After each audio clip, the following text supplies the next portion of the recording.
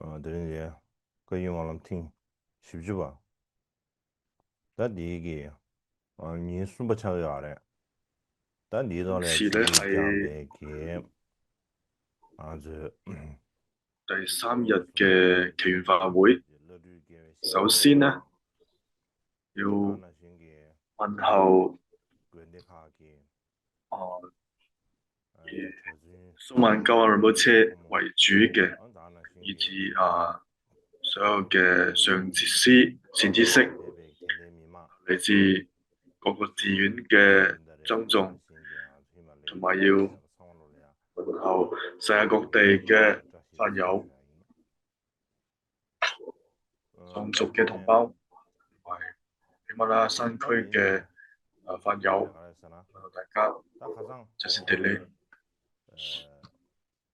취지 뒤숨 캠베 今日咧繼 소소 續 시루면 나로네. 다 시르고 거도 쉬브래. 琴日嘅一啲內容，就 시르고 거도 係 쉬브래. 아니 드린 디 거래야. 大眾開示 내려야지. 關於智慧嘅部分。 시르고 거대 진상기 계제 시에다. 今日咧 가지 두도르지. 令到大家更加容易理解咧，我就想用一啲現代嘅啲講法去説明一下。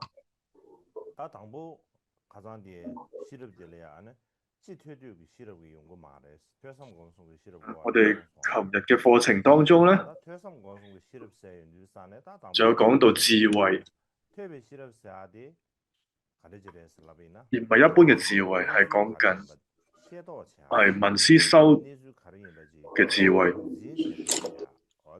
所謂嘅聞所成慧咧，以現代嘅講法嚟講咧，就係講自己嘅認知同埋辨識嘅情況係乜嘢。比如咧，我哋有啲時候咧，因為咧人哋咧唔理我哋自己咧而感到咧心煩，或者咧因為冇人去稱讚自己而感到失落。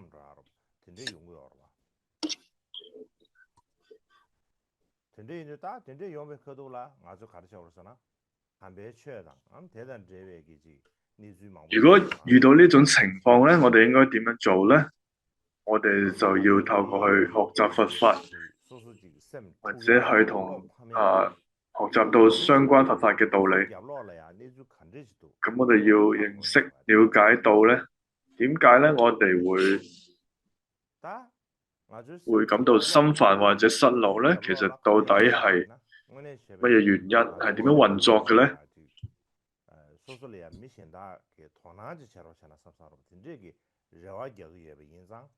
其實咧係因為我哋內心咧渴望俾人哋關注，同埋期待其他人嘅信任同埋認可。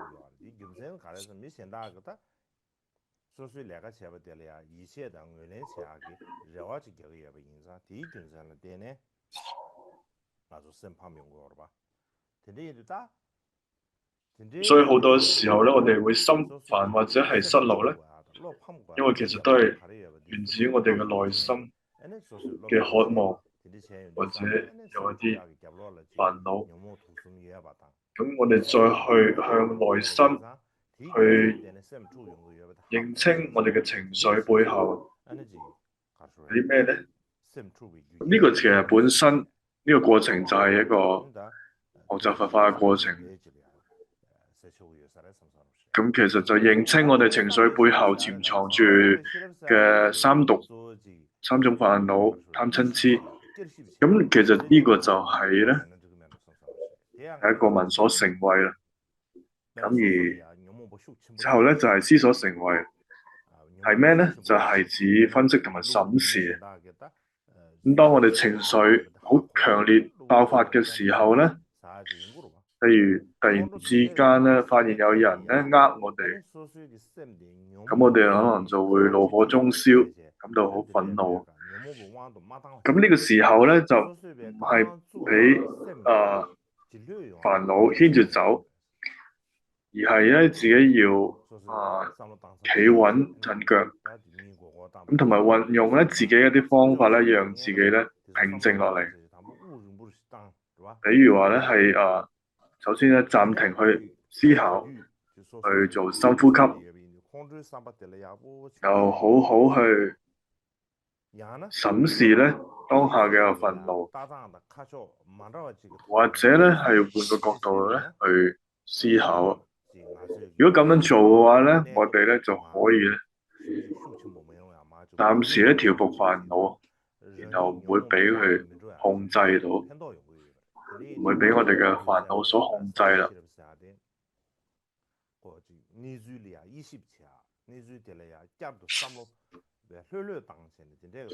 咁所以呢個就係思所成為，即係對於自己嘅煩惱嘅分析同埋審視，咁就令到我哋暫時咧唔會俾煩惱牽住走，咁然後修所成慧啦。咁就係咩咧？係其實係一個內化嘅過程，同埋習慣嘅一個階段啦。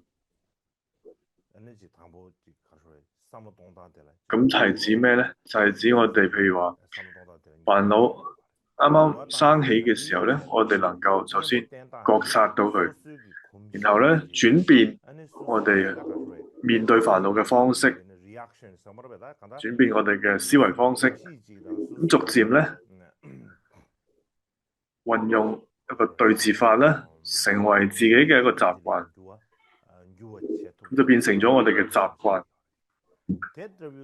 咁就要去覺察改變，覺察改變咁樣。咁另外一個講法就係一種條件反射啦，已經成為咗，即係好似我哋嘅習慣一樣，我哋自然嘅一個反應。咁所以咧，如果我哋可以有一個新嘅習慣，而能夠咧去取代我哋以前一個會心煩嘅舊模式嘅話咧，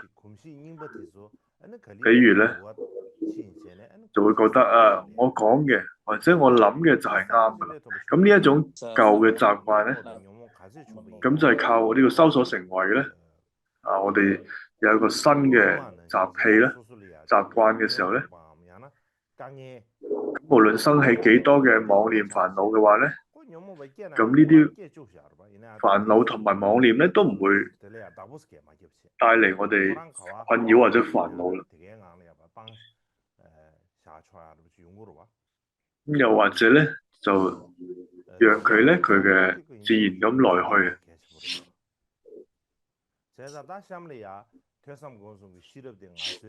咁就係一種習慣啊，養成一個新嘅習慣。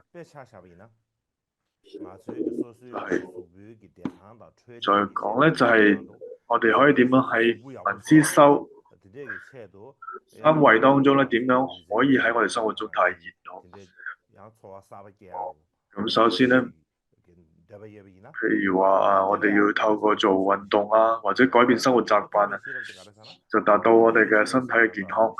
咁所以咧，其中咧，我哋都可以講到聞思修。譬如話第一個聞所成慧咧嘅認知，對實際情況嘅了解係咩咧？咁啊，首先第一步我哋要學習相關嘅知識，譬如我哋要知道健康嘅相關知識，譬如話糖分過多或者太油膩嘅食物咧，係會對我哋健康有害嘅。咁呢個就係第一步啦，我哋要認知到點樣先至係健康，點樣係唔健康咧？咁我哋要認知呢個知識嘅了解嘅一個階段，係第一步我哋要做嘅。咁就係我哋認知同埋辨識嘅階段。咁然後第二個就係思所成慧，咁就係第二個階段咧，就你開始去計劃，去計定或者係制定一個計劃，或者我哋運動嘅計劃，或者我哋嘅飲食嘅計劃。咁譬如話，我哋有陣時會想食一啲垃圾食物嘅時候咧，我哋就會思考到咧，我哋嘅計劃係啲咩？譬如話，你有一個長遠嘅計劃，你要平衡嗰個利弊咧嚟克制自己啦。咁咧，當你唔想運動嘅時候咧，又係靠呢個思所成為。我哋要去思考咧，運動對我哋嘅身體嘅好處。咁咧，令到我哋咧運動嘅時候有啲咩好處，咁我哋嘅思維咧自然就會推動我哋自己去做運動。咁所以咧，呢個第二個思所成為咧就係依靠道理同埋啲理性嘅一啲計劃咧，暫時令到我哋一啲舊嘅習慣咧去調服嘅。咁頭先就講到第三個思所成為係咩咧？就係講緊已經去到內化嘅一個階段。咁係已經係習慣。譬如透過長期嘅反覆練習啦，我哋譬如話有呢個健康嘅飲食啊、規律嘅運動啊，逐漸咧成為咗我哋成個生活嘅習慣。咁係完全內化咗嘅一個生活習慣。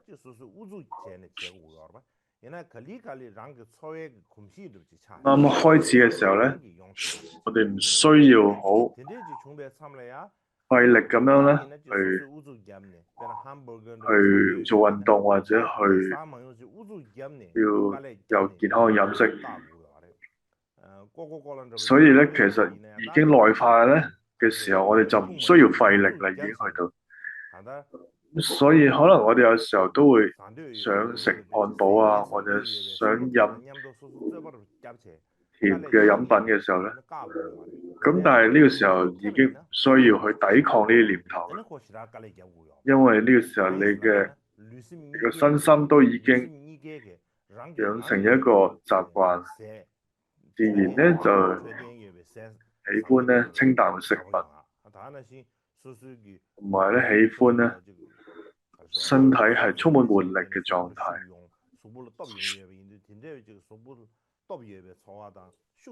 就係因為中意呢一種嘅有活力嘅狀態咧，我哋自然就唔會想食一啲唔健康嘅食物啦。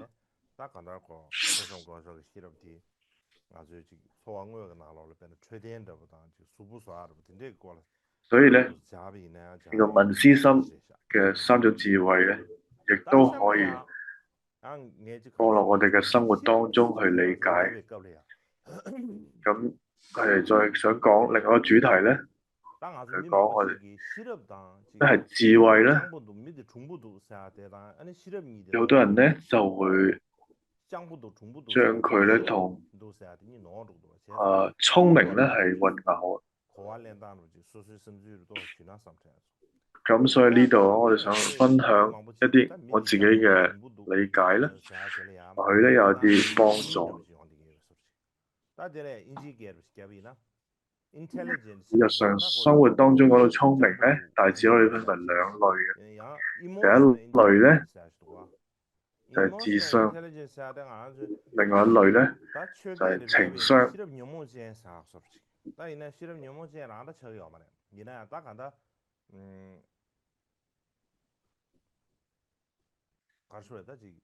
或者以合法嘅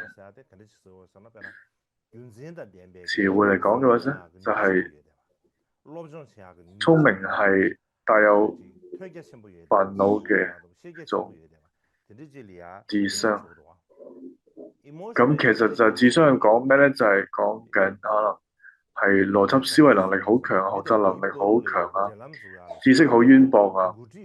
咁另外咧，就點樣講一個人情商高咧？就係講一個人善於溝通，有領導力，同埋咧懂得啦去處理人際關係。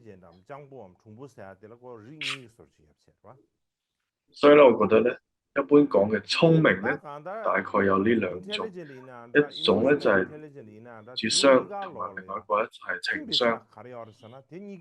咁呢兩個聰明咧都有個共同點咧，佢咧就係關注緊嘅主要都唔係內心嘅世界，而主要係外在嘅物質世界。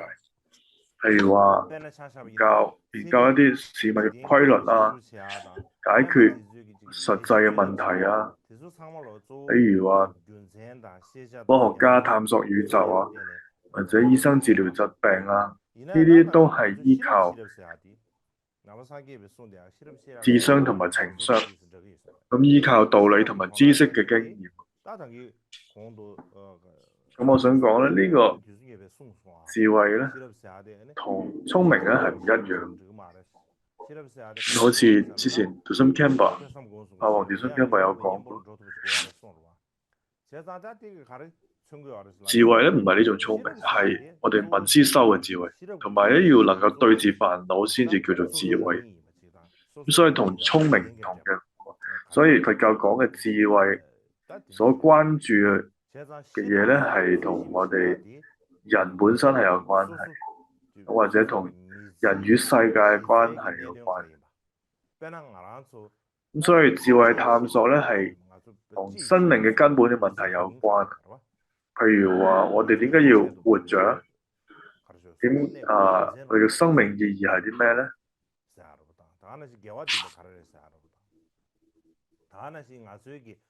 或者有啲乜嘢係善，有乜嘢係惡咧？有啲咩我哋係值得追求嘅咧？我應該有啲咩目標咧？咁所以咧，智慧咧並唔係依靠知識同埋邏輯推理而生起，而主要係向內咧觀照自己身心嘅本質。咁係依靠我哋內在嘅體驗而生起嘅。咁所以簡單嚟講咧，聰明咧係依賴知識、邏輯同埋反應嚟幫你咧更加有效率同埋好快速咧去達成一啲短期目標。咁喺呢個思考聰明係咩咧？係點樣可以更加快咧完成一件事啊？咁智慧又係啲咩咧？智慧咧主要係依靠自己嘅經驗、體驗啦，或者閱歷啊，或者係同一啲相關嘅知識。咁其實最重要都唔係向外，係要向內不斷嘅反觀自己嘅身心嘅狀況咧，要認識自己，同埋佢追求嘅係長遠嘅意義同埋整體嘅福祉啊。咁所以要思考嘅係咩咧？智慧思考嘅係我點解要做呢件事，或者話呢件事點解要值得做咧？或者舉個例子咧，如果將人生比作係一次嘅遠行嘅話咧，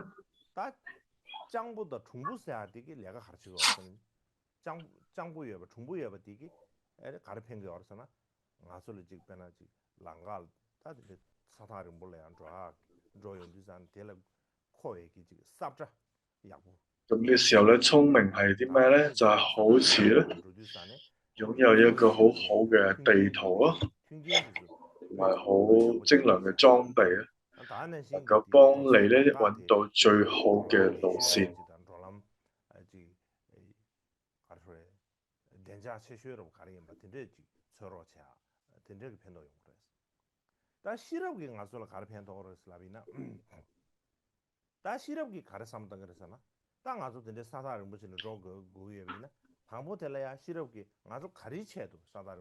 所以咧，智慧係咩咧？就係令到你咧明白點解要遠行，遠行嘅目的係乜嘢，然後咧幫到你去選擇邊一條路先至係正確嘅，而且咧，當你喺迷路嘅時候咧，依然咧能夠保持穩定。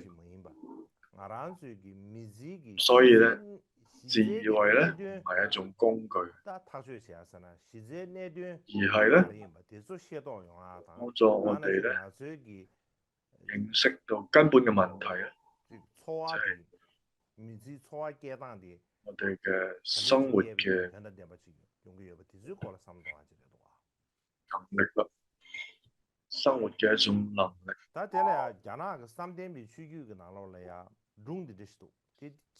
呢度咧，我想分享一個中國佛教嘅禪宗故事。咁呢個故事咧係有一位博學嘅學者，咁佢要去坐漩渦河嘅時候咧，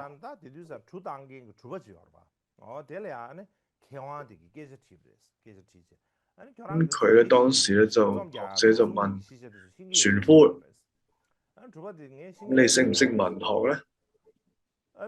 然後船夫就講：我唔識。然後咧，咁你識唔識歷史、數學、哲學咧？咁船夫咧亦都係搖搖頭啦。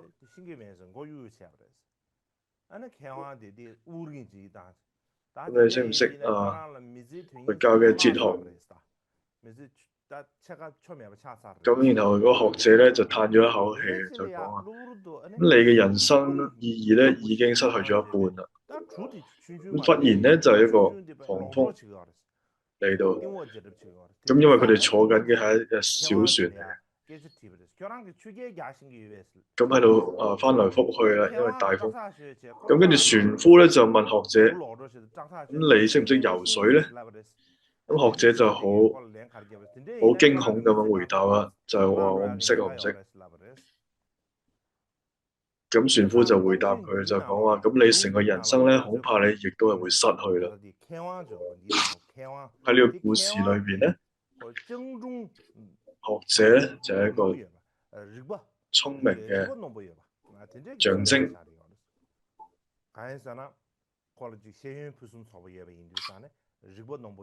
佢咧擁有咧豐富嘅學識，好典型嘅聰明人啦。咁呢個船夫咧就係智慧嘅象徵，都係具備咧係實際係生活當中咧能夠保存佢自己生命嘅能力。好多時候，所以我哋以為智慧咧係堆積咗幾多知識，其實咧就唔係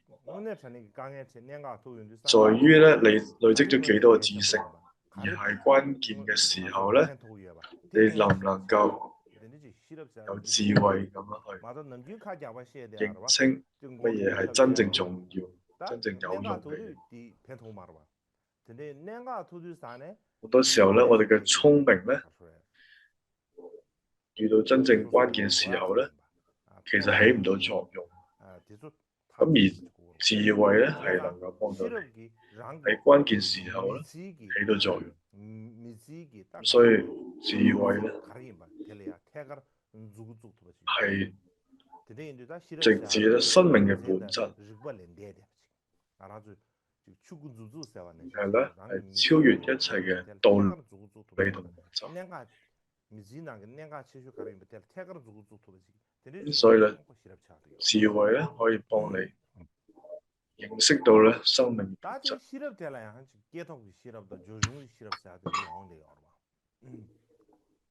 咁智慧咧亦都分為兩種。從佛教嘅角度講咧，佢有一啲咧係一種咧就係串習而嚟嘅，有一種咧就係與生俱來嘅。咁呢個咧就係同根器嘅理論有分嘅。有啲就係我哋做法官你又講咧，根器變差啦，但係變聰明。但係根器係變差咗，但係咧佢係變聰明咗。有啲人咧天生好根氣、好鋭利嘅，係好聰明。有啲人咧，佢本身天生就反應比較慢嘅，比較愚笨嘅，就係啊。我哋一般講到咧，話人咧你嘅根氣鋭利咧，而唔係講緊咧佢係有幾有學問啦，或者有幾聰明。一個人根氣好好啦，或者講一個人根氣鋭利咯，而係講佢咧係有一種了悟嘅能力。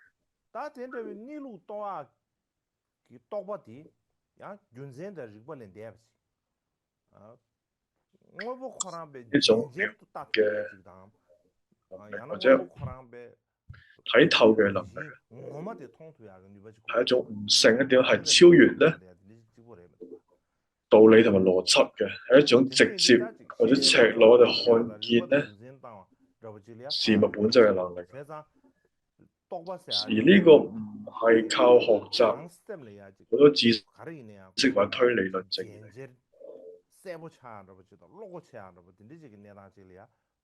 而係咧你嘅內心咧係有啲嘢明白咗，或者係開咗竅嘅一個狀態。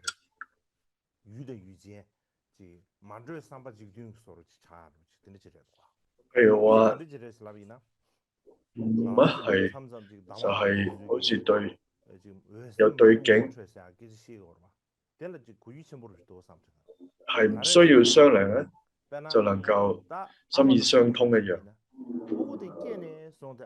即係口訣傳承嘅上師有時候會講咧，就好似母子相認咁啊。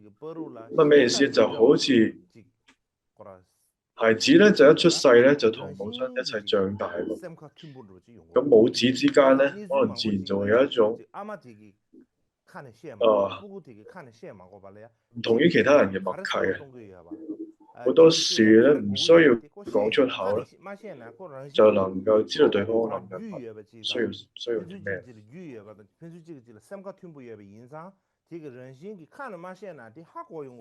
呢個咧就係互相之間咧就已經好有默契，所以已經唔需要講出口咧，就知道對方點乜。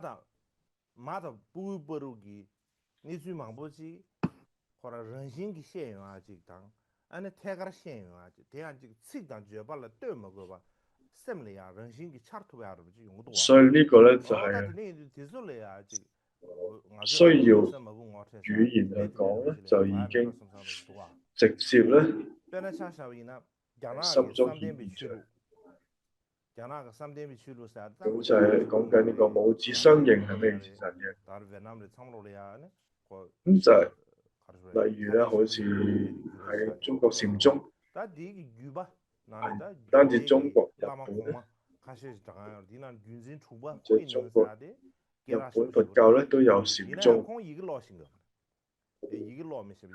總之咧就係好出名嘅叫做六祖慧能大師咧，佢係一個唔識字嘅人本身，但係咧佢係咧大家公認毫無爭議嘅大成就者。咁從外表上嚟講咧，佢唔似一位學者，因為佢咧連一個字都唔識。咁佢嘅上司咧就係禪宗嘅五祖，喺半夜嘅時候咧，佢單獨咧為佢咧講解金剛經。當講到咧應無所至，如生其心嘅時候咧，慧能大師當下正悟。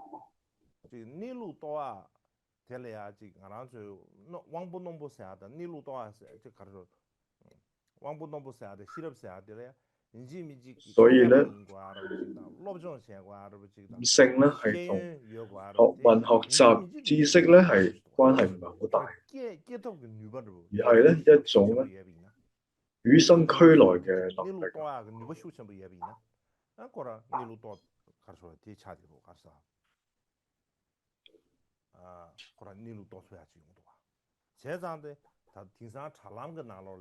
所以咧，喺網絡上面咧有一句話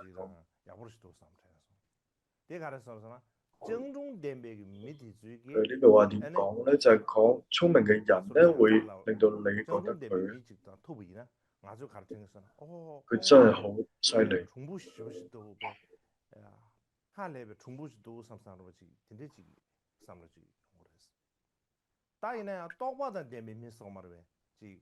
但係如果有悟性嘅人咧，有智慧嘅人咧，佢會令到你咧長嘆一口氣。哦，原來係咁嘅。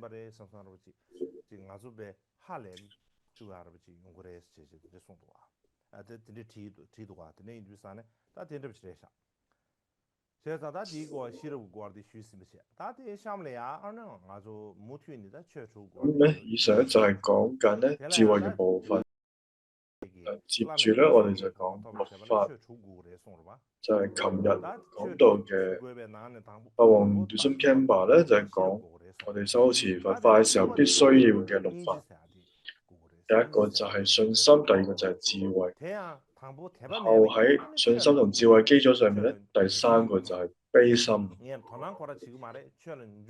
所以咧，如果冇信心，我哋就唔會趣入佛法，亦都唔會咧去實修。如果冇智慧咧，就唔會從輪迴當中解脫，因為咧你冇辦法到咧人無我法無，或者空性。咁如果冇悲心咧，亦都唔會證得佛果。原因係咩咧？因為要證佛果咧，要有想要證得佛果嘅心咧，就係菩提心。如果要生起菩提心而冇悲心咧，係唔可能嘅。所以喺大乘經典當中咧，會反覆讚歎悲心。譬如話法王杜森 Kamba 嘅六法當中有講到，縱然有大智慧，如果冇悲心咧，亦都冇益處。所以咧，悲心係非常重要。有此一法咧，亦都具此一法。萬法即在掌中。若問此法為何？此為大悲是也。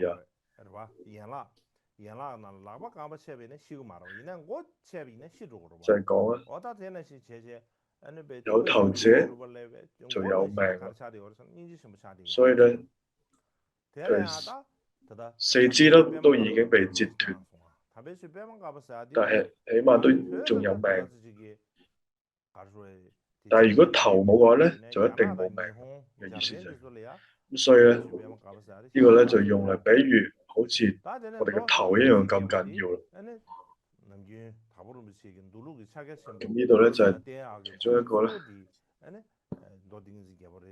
出自於妙法蓮華經，喺中國、日本都非常之流傳啊。喺三摩地王經當中咧，有講到過去嘅嘉舉派嘅上師咧，亦都有講啦。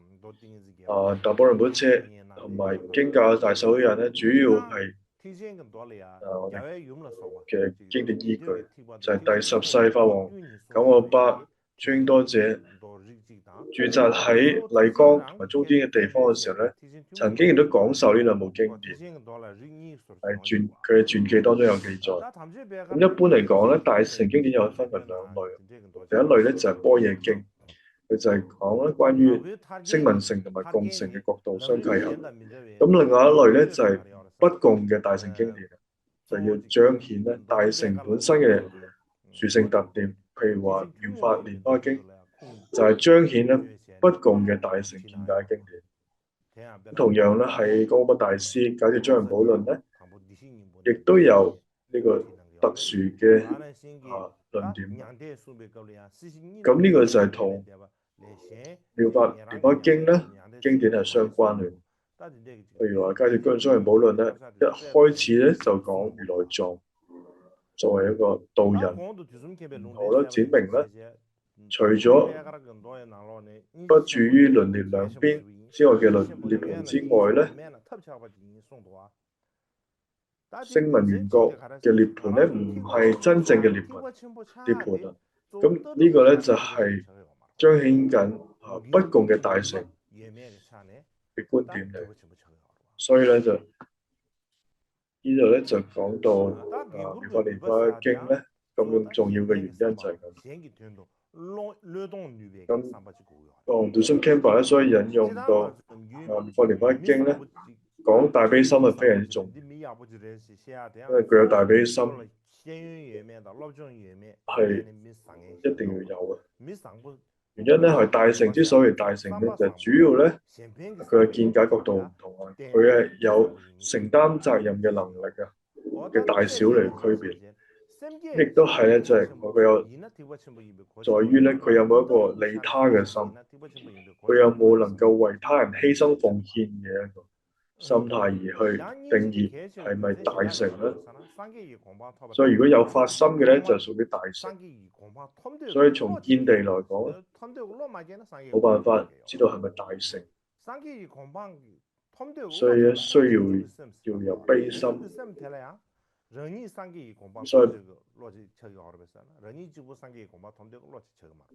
所以咧，就從發心嘅角度嚟講咧，大乘咧先至係即係同發心有關係。咁悲心另外一個重要原因咧，就係咧要證得佛果。首先咧，必須要生起想要證得佛果嘅心。所以咧，要去證得佛果嘅心咧，先至稱為菩提心。菩提心咧並唔係想要自己證得佛果，而係要咧為咗一切嘅眾生。如果同我一樣咧，一齊咧去證得佛果有幾好，一個心念。所以換句話講咧，成佛成就佛果咧，就係要圓滿成辦眾生嘅利益嘅。所以咧，關鍵要點喺邊度咧？就係我哋心中能唔能夠生起一種對一切眾生都慈愛嘅心念。喺達波羅波車嘅大眾開示當中講到，既然成佛咧需要菩提心為先導咧，咁菩提心又依乜嘢而生起咧？咁心中生起菩提心咧，首先必須要有修悲心咯，同埋串習慈心。而咧，慈心悲心咧都收集得順數啦。而菩提心咧就必定自然就喺心中生起。喺《大乘莊嚴經論》咧都有講到，悲心咧係根嚟，所以咧喺心中生起一個造作嘅悲心。咁而要生起悲心，首先咧亦都必須要有慈心嘅轉習。咁當我哋喺收集到咧，我哋唔做作而生起慈心喺心中生起嘅時候咧，我哋嘅悲心咧亦都係唔做作咁樣隨之而生起。所以咧，一切咧都係因果緣起，同埋咧需要有次第咁而生起。反過嚟講咧，如果冇修慈心，冇喺心中生起咧，悲心亦都冇可能喺心中生起。冇悲心咧，菩提心亦都唔會生起。所以咧，如果要證得佛果咧，悲心咁重要原因就係咧，圓滿佛果自他而嚟嘅究竟圓滿果位咧，係要先證得呢個果位。所以咧，一定要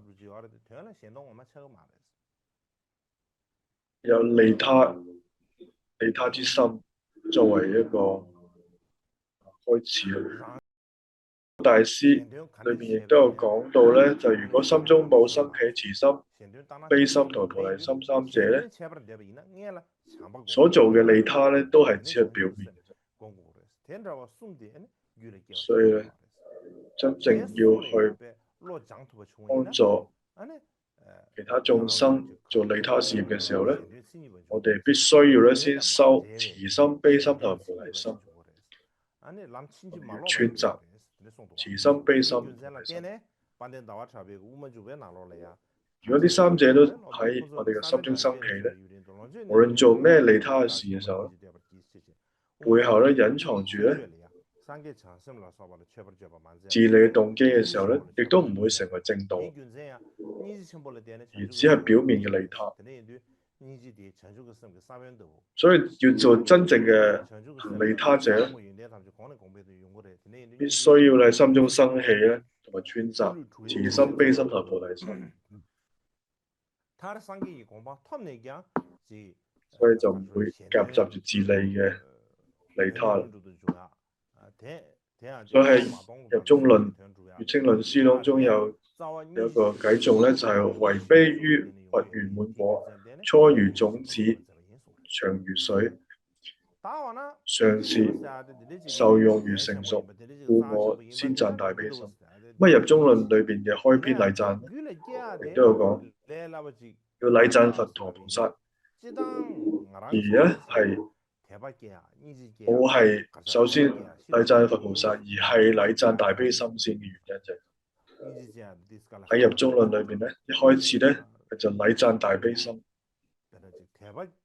原因咧由於咧我哋要生菩提心之前咧，一定要生起大悲心，因為悲心咧就係菩提心嘅種子，所以依靠咧悲心咧，我哋菩提心咧先至會輾轉增長。因為悲心咧就係要靠我哋消為眾生痛苦而生起，所以無論大小咧，因為所有眾生咧都係俾大小嘅痛苦所煎熬，所以咧我哋要能係放低自利嘅思維咧，而去關顧其他眾生嘅痛苦嘅時候咧，我哋咧好自然就會生起悲心。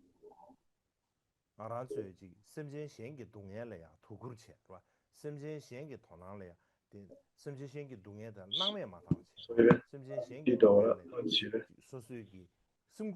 我哋要首先關心眾生嘅痛苦，好咧去漠視其他眾生嘅痛苦，要去思維關注其他眾生嘅痛苦。然後咧，我哋悲心咧就會逐漸咁增長。咁如果我哋完全唔去關心其他人嘅痛苦咧，淨係諗住自己嘅話咧，咁我哋冇辦法生起真正嘅悲心。好，今日我哋講到呢度。